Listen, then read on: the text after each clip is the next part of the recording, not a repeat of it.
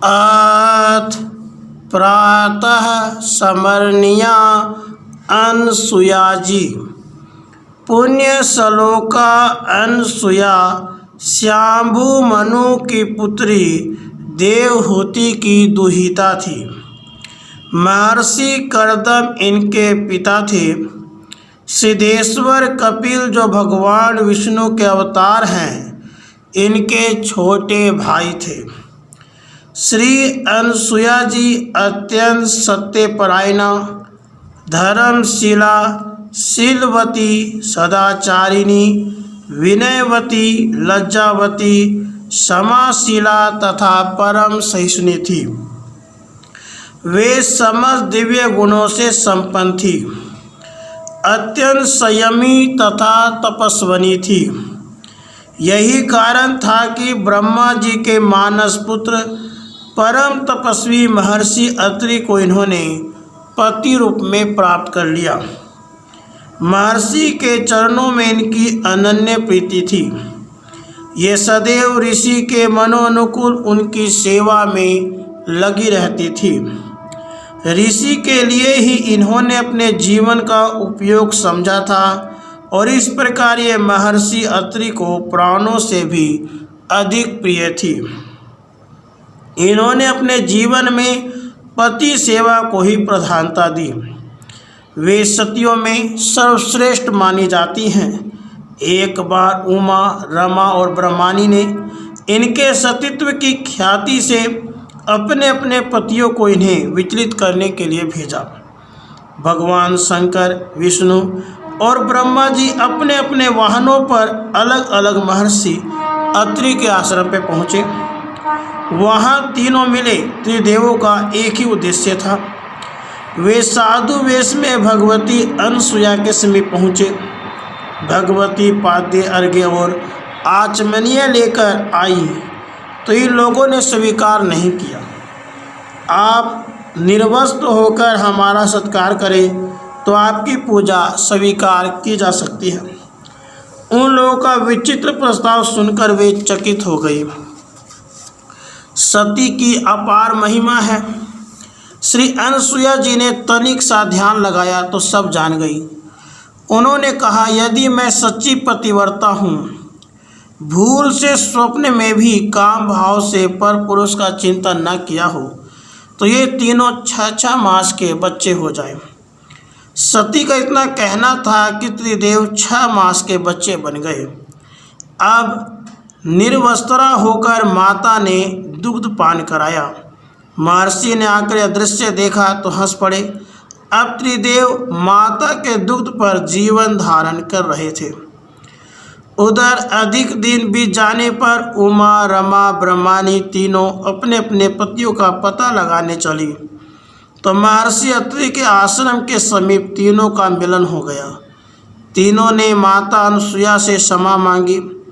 कृपा पूर्वक अनसुया ने उनके पतियों को वापस किया। ब्रह्मा, विष्णु, महेश तीनों ने अपने अपने अंश से उनका पुत्र बनने का वचन दिया।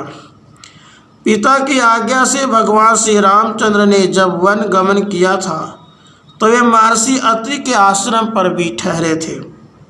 वहाँ महर्षि ने स्वयं अपने मुंह से अनुसुया के लिए श्री राम से कहा था कि ये तुम्हारी माता की भांति पूजनीय है। जनक नंदिनी इनके पास जाएं, ये संपूर्ण प्राणियों के लिए वंदनीय है।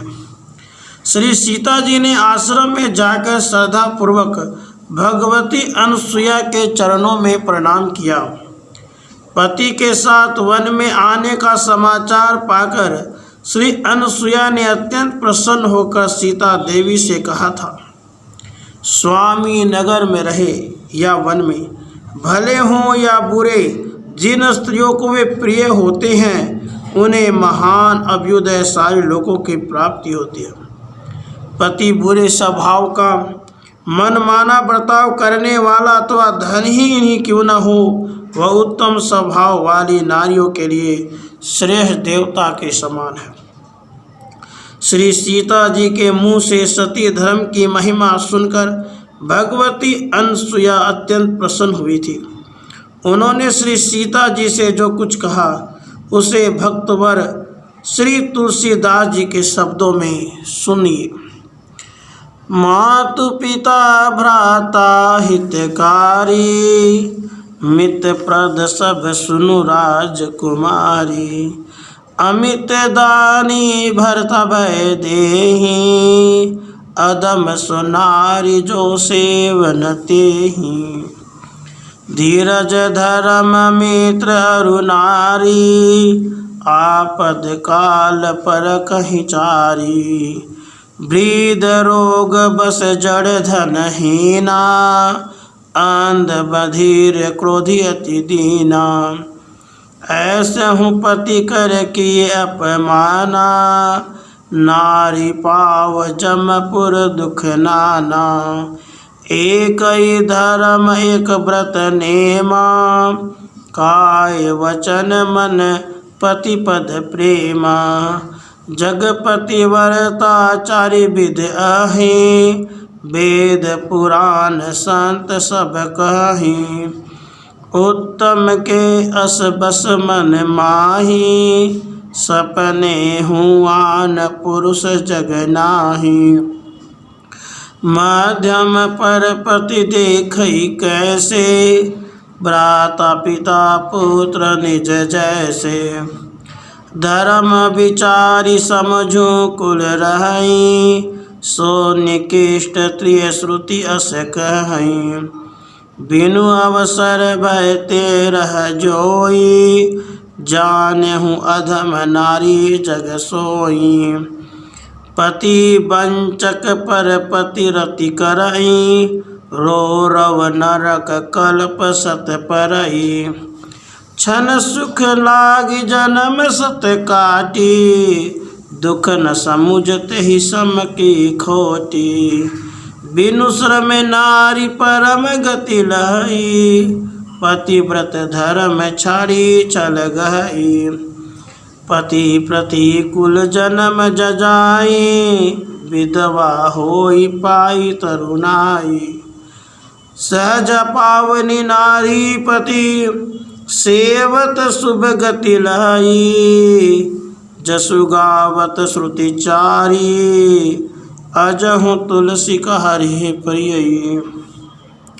सतीत्व की महिमा बतलाने के बाद श्री अनसुया जी ने श्री सीता देवी को अत्यंत प्रेम पूर्वक सुंदर वस्त्र आभूषण और अनुलेपन प्रदान किए थे और अपने सामने ही धारण करवाए थे। ऋषि पत्नी द्वारा मातृ सुख पाकर श्री सीता देवी बड़ी सुखी हुई थी। उनसे विदा होते समय श्री सीता देवी जी की आंखें बरबस गीली हो गई थी। श्री अनसुया जी ने अपने तप के प्रभाव से ही श्री गंगा जी की एक धारा प्रकट कर दी, जो मंदाकिनी के नाम से प्रसिद्ध है एवं उसमें भजन पान से पाप ताप शांत हो जाते हैं। राधे कृष्ण राधे कृष्ण।